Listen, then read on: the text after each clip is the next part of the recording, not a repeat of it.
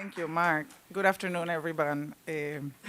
Well, first of all, thank you so much to the Institute for Cultural Diplomacy, all of you present here who come from different places, I understand, for this opportunity to deliver a presentation, which I have entitled, within the conference topic you mentioned, Transforming the UN and Achieving the SDGs, Why Personal Leadership Matters.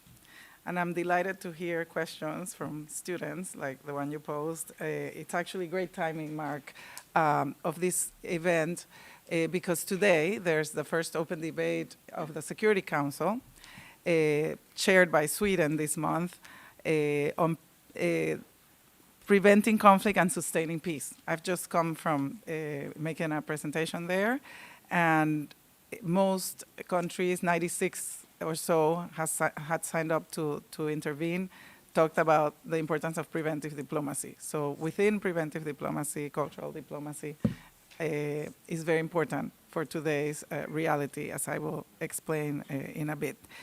So thank you again, and I'll go right into and then take some questions. I'm good with time, so no worries. We're cool.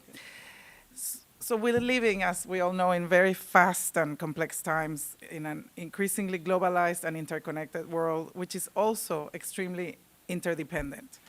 Climate change, the plight of refugees, migratory fluxes, increased poverty and inequality, food and water shortages, terrorism, safety and security are shared concerns, all of which transcend national borders. And with shared concern comes shared responsibility, not only at the international and national levels, but, as I will argue, also for each and every one of us. The new nature of our global challenges is testing the limit of traditional routes of international cooperation. Around the world, we are witnessing monumental violations of human rights committed against the most vulnerable peoples. To leave no one behind, we must take swift actions that require stronger partnerships built on trust. Business as usual is no longer enough. The world is spinning faster than ever. The unpredictability of our global framework requires us to constantly reinvent ourselves and to reform our institutions, and the United Nations is no exception. At 70, the UN requires a structural overhaul to ensure that multilateralism remains relevant in sustaining peace and security as mandated by the Charter. The UN has a crucial role in the international system. It is a convener, a space for negotiation, collaboration, and the birthplace of development mechanisms that serve its constituents, we the peoples. The world is very different today than it was in 1946 when the UN was founded. 4 times as many member states now bring in their individual complexities and sovereign demands.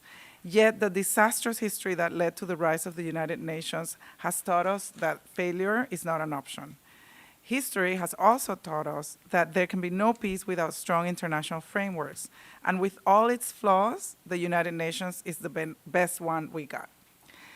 The UN of today needs to abandon the business as usual approach. It must become frugal, nimble, and quick to adapt. It must think young, embrace new ideas and technologies, and become as interconnected as the world it must protect. This is not an impossible task. In the 2.5 years I have been here, I have actively participated with member states on the topic of UN reform, and we have already seen tangible progress. Through intergovernmental dialogue and negotiations, we've already reviewed the UN development system and the peacekeeping architecture.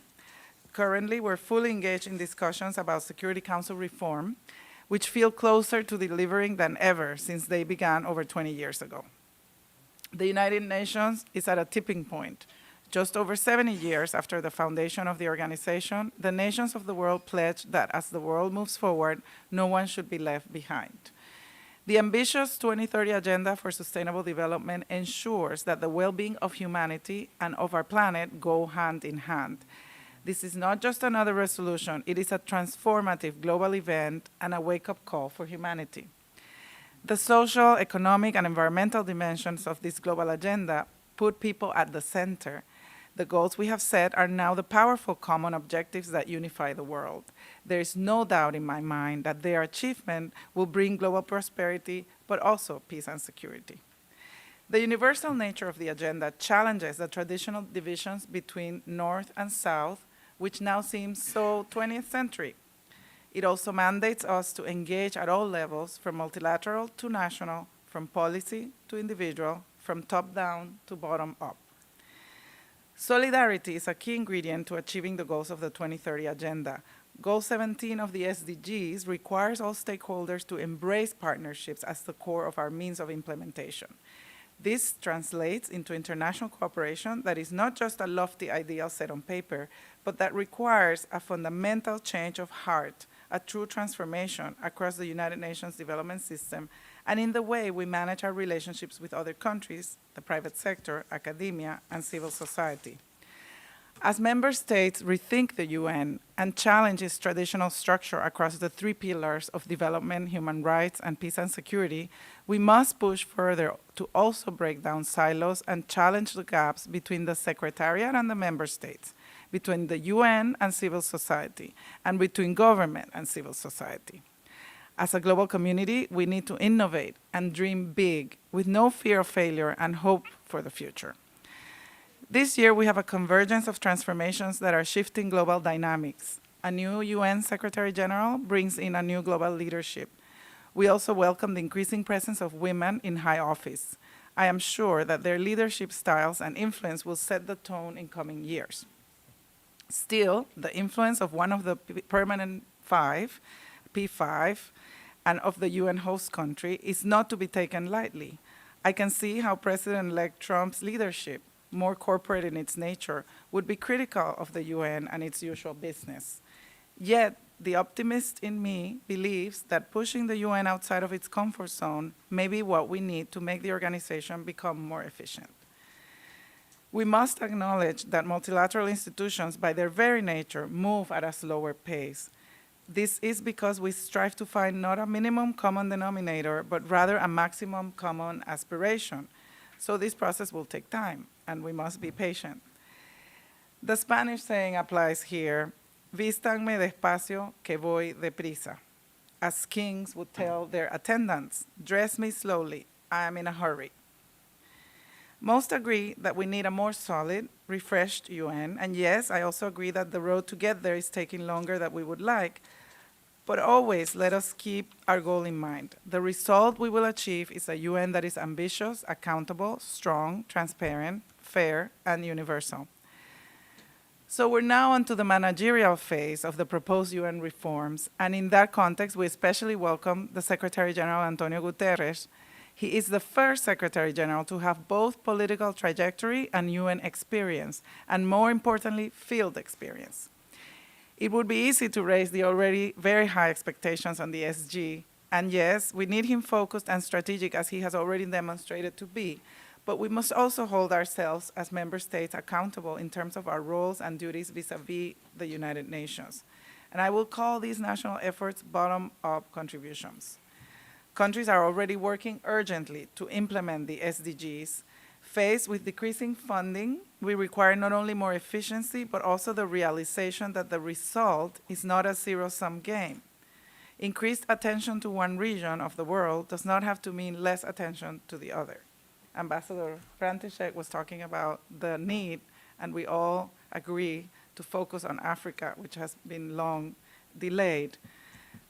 But traditional recipients of international cooperation, such as my region, Latin America and the Caribbean countries, as we transition into the middle income status and therefore are seeing our official development assistance in decline, must in a way work within the system to prove that we continue to require this continued attention for our evolving needs, which is not necessarily financial. We also recognize that our responsibility to contribute can be made in other ways, such as through South-South cooperation. So the pie is bigger than we think, and we must work to make it so. Achieving the Sustainable Development Goals requires more than resources. It requires creativity and motivation. It requires effort to promote inclusivity. Women, youth, indigenous peoples, and other groups have an important role to play in reshaping our world. Putting human rights at the core of this agenda is what will allow the most vulnerable to achieve their full potential. We need all hands on deck. In this multilateral space, Panama is actively engaged in discussions regarding UN development system reform, Security Council reform, and the revitalization of the General Assembly. Panama is also at the helm of promoting ethics for development and an ethical framework in the revision of our institutions. As a nation, we understand that if we, the peoples of the world, do not join together in this effort, we will fail. The SDGs, if implemented fairly, will offer immense opportunity to a worried generation. We have 17 ambitious goals that have the potential to improve the lives and livelihoods of billions of our fellow global citizens. In my opinion, and many experts agree, the best way to combat our numerous challenges is through prevention, to offer access to quality education and health services, proper representation for women and youth in various policy spaces, access to earn a living wage, access to a safe, healthy environment. We need diplomacy in every form, including cultural diplomacy, to achieve unity at all levels of governance. Though the use of force is what usually makes front-page news, it is often diplomacy and dialogue that make our world stronger, safer, and more sustainable. There appears to be a growing tendency to elect populist governments for countries to turn more inward. The more nationalist tendencies grow, the more they need to be balanced by individual leaderships.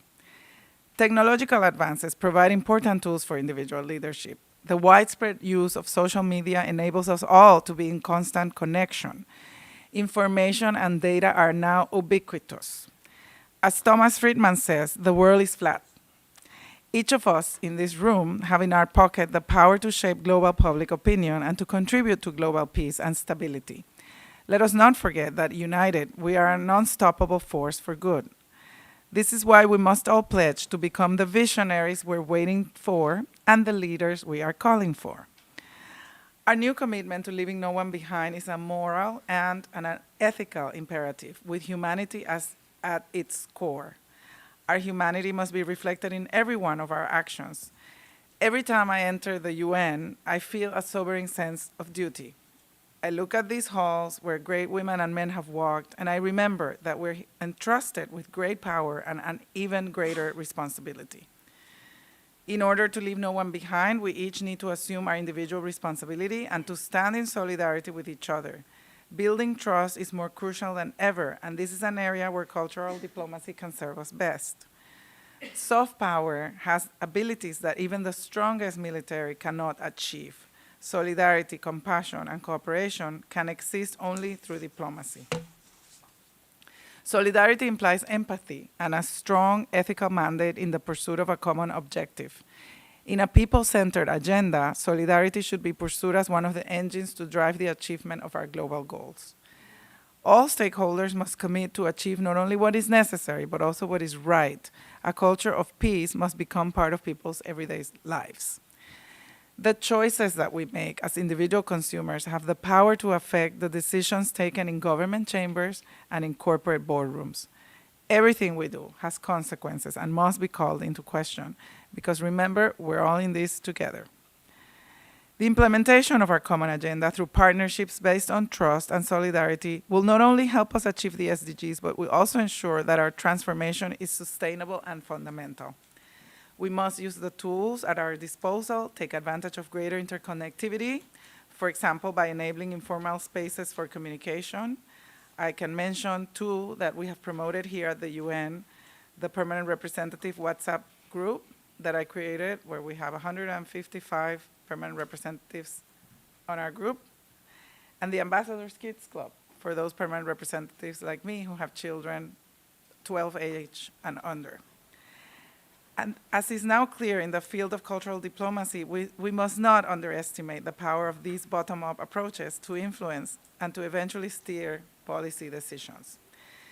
Diversity may be the root cause of some of our challenges, but I have no doubt that channeled appropriately through intercultural dialogue, diversity is also a source of strength and resilience for cultures to adapt and collaborate to ensure that human rights are upheld in all our actions.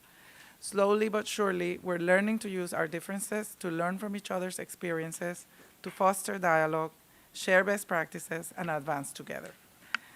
Panama is a multi-ethnic and multi-religious nation. Many diverse communities live together peacefully in a country of fewer than 4 million people. I personally consider the many cultures of my country a national treasure. We take great pride in our role as a bridge between nations, cultures, religions. We're also proud and elated to host the next World Youth Day in 2019 in the presence of His Holiness Pope Francis. It is our strong belief that only through sincere and open dialogue a culture of peace can be achieved. Unfortunately, Panama is the exception, not the norm. Communities all around the world struggle to achieve greater cohesion and peaceful coexistence. One of my favorite spots to stop at with my guests who visit the UN is the Golden Rule mosaic, designed after Norman Rockwell's masterpiece. In big golden letters, it says, "Do unto others as you would have them do unto you." If we could only embrace this simple principle, the world would be a much better place. I look forward to pushing beyond our differences and uniting around the ideals that bind all of humanity to a collective destiny. It is high time to take the UN to the next level and to deliver on all its promises. We owe it to ourselves, and we, the peoples, owe it to future generations. Thank you.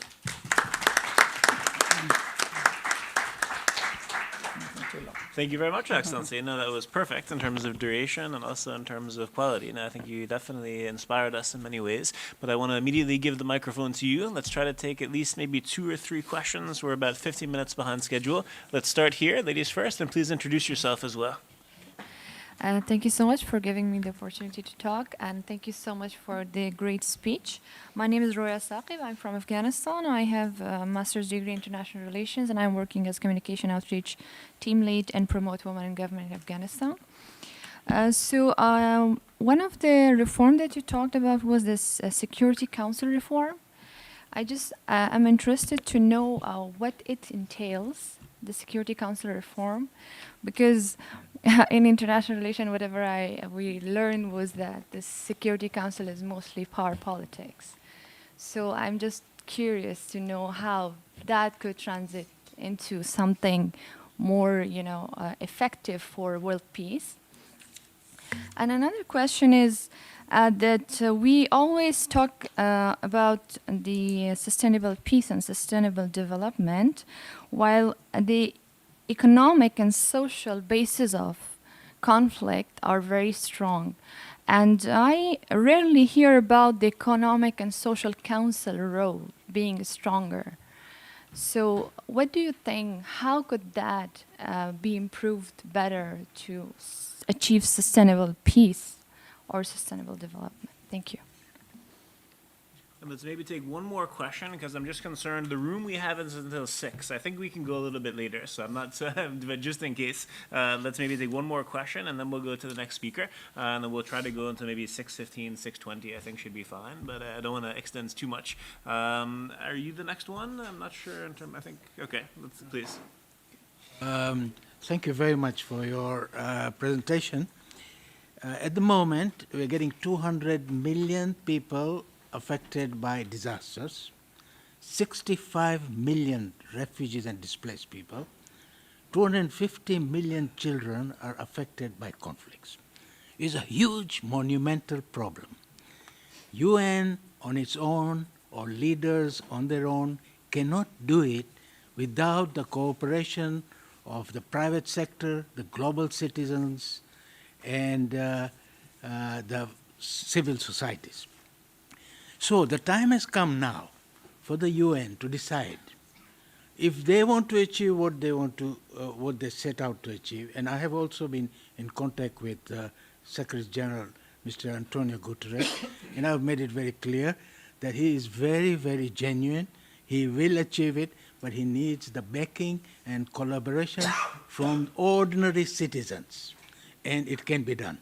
So I would request you that to impress upon wherever you speak, to say that the responsibility is collective, not just for the United Nations, and so must be the actions. So we need to now encourage people to participate with the United Nations to achieve global peace, to help people, and not just to spend on humanitarian crises like treating the symptoms, but not treating the cause, that is the conflicts. ICD members here and more will be working with the United Nations, and Mark will tell you how much work has been done. We want to do even more with the United Nations. So please bear that in mind. Thank you. Okay. Your Excellency, please. Thank you very much. Raisadi, Ruisad, yeah, from Afghanistan. Thank you for your questions. Indeed, Security Council reform has been a dialogue that has taken, intergovernmental dialogue that has been ongoing for a bit over 20 years. And one of the chairs, as a matter of fact, in the last 3 chairs was our colleague from Afghanistan. And it's basically a dialogue concerning 5 elements of Security Council: the number, the representation, and as you know, the last time it was changed in the late 60s, went from 9 members to 15, right? Always the 5, and then there's now 10 elected members. So the number is one of the issues we discussed.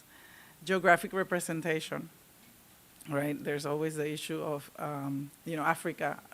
Again, to bring back Africa is hugely underrepresented. They have 3 seats of the elected that are rotational, elected, but they are demanding permanent seats or more visibility, let's say. Then there's the issue of the membership categories in itself. Right now we have the permanent, the P5 as we call them, and the elected or non-permanent. And there's that whole issue of whether we should elect more permanent or more non-permanent or eliminate categories or what. Then there's the question of the working methods. As you expand or change the council in any way, the working methods will be altered. So we have to discuss how that would carry through. And then the quintessential question of the veto, which is held by the 5 permanent members. So these are ongoing discussions. We now, since I've been here, we had the chair of Jamaica, my colleague from Jamaica, who did a fantastic job and actually got the process to spell out the visions and the positions of the various countries in a text, which at the end of President of the General Assembly, Sam Kutesa, at the end of the 69th General Assembly, we assumed as the text to carry forward in these discussions, which is a huge deal. It had never happened that in these 20 years we had actually had a text-based, it's not really a text-based negotiation, but we have a text from which to talk. And that is always very helpful, as you know, in these halls. And after that, we had our Luxembourg, my colleague Sylvie Lucas, very ably chaired the last year of discussions. It's always good to have the perspective of a woman. It was for the first time, and she had sat in the Security Council herself, so it was very useful.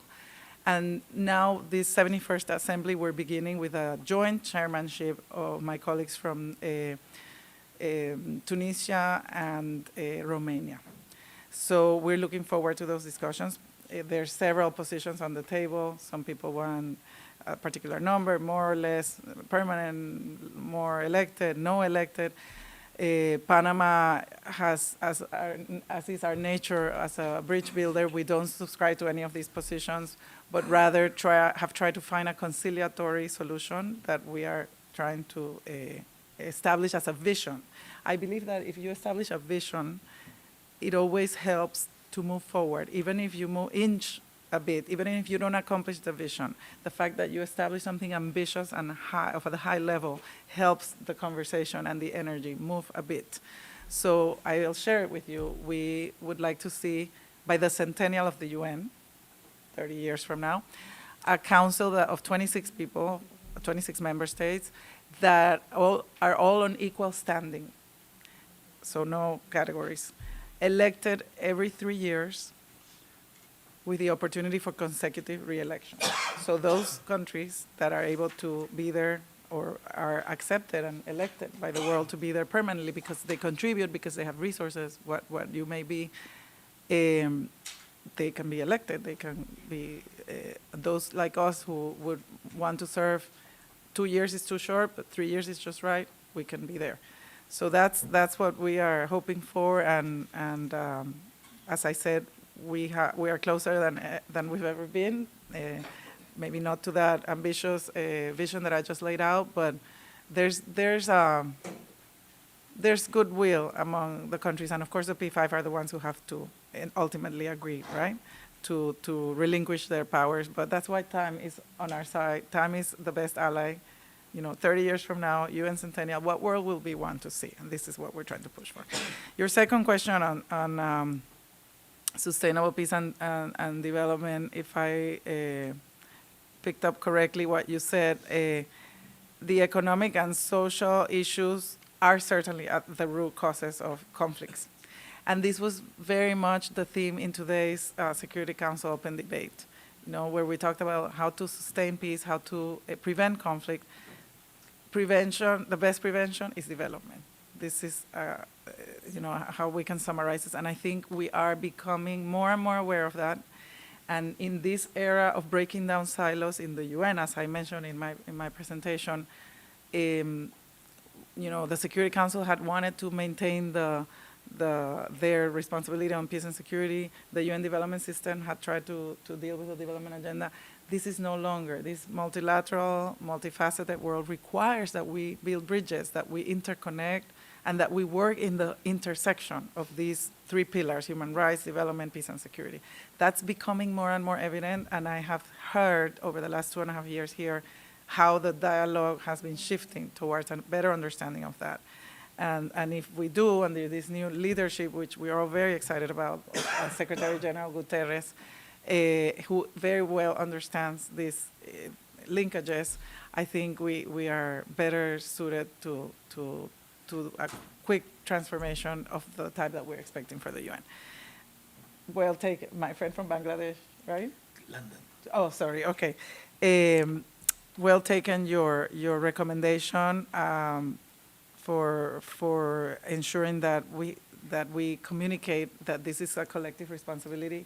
Again, and I said it in my speech, I think it's time to break down the silos, not just within the UN, but across. So the governments and civil society, civil society and the UN. I have seen, especially in the discussions of the UN development system, much more participation from civil society than ever. And we are fighting for that because I think that we have lost over 70 years the true nature of what the UN is. The UN is all of us. You said, no, tell the UN that the collective, no, all of us are the UN. So we need to recover that globality of this organization. It is we the peoples, it's all of us. No, it's not a separate entity up there. Yes, it's represented by the governments, but those governments in turn represent the people in their countries, which is including civil society and the individuals. That's why I wanted to stress, and I hope I conveyed the message, how important our individual leadership is in this process. Because the SDG agenda, the beauty of the SDG agenda is precisely that it's a universal mandate that demands, it breaks the north-south barriers, as I said. Everybody is called to fulfill. And it is a top-down in terms of policy, but it's also bottoms-up. We are each responsible, in our consumer decisions, in our day-to-day actions, in our choices. We are responsible for contributing to this agenda. Thank you. Excellent. Let's express our sincere gratitude to Her Excellency. We do have to conclude, but our sincere gratitude.